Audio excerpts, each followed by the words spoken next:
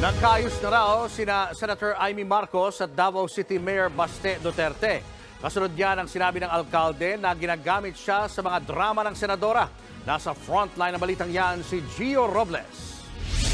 Parang may gustong mag-away kami. Yan ang makahulugang pahayag ni Senator Amy Marcos sa tensyon sa kanila ngayon ni Davao City Mayor Baste Duterte. Pinuna ng alkalde ang sinabi ni Amy sa media na nagsorry raw siya sa senadora matapos ipanawagan ang resignation ni Pangulong Bongbong Marcos sa isang leadership forum sa Davao City noong January 28.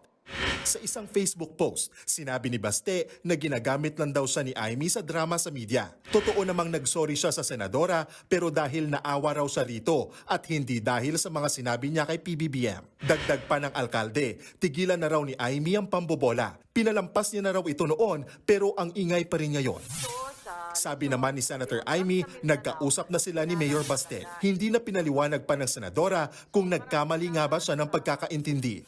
Pero giit niya, sa nangyayaring kaguluhan ngayon, napakadali raw baliin at bigyan na maling kahulugan ng mga kwento. Tila may gusto raw na mag-away sila. Wala namang pinangalanan ng senadora at hindi na raw muna siya magkukwento. Kahapon naman, may inilabas na vlog si Pangulong Marcos at nagpasaring siya sa mga naninira sa isinusulong na Bagong Pilipinas.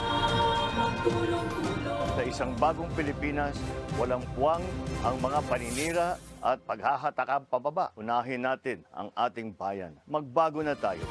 Wala ring pinangalanan ng Pangulo. Nagbabalita mula sa Frontline, Gio Robles, News 5.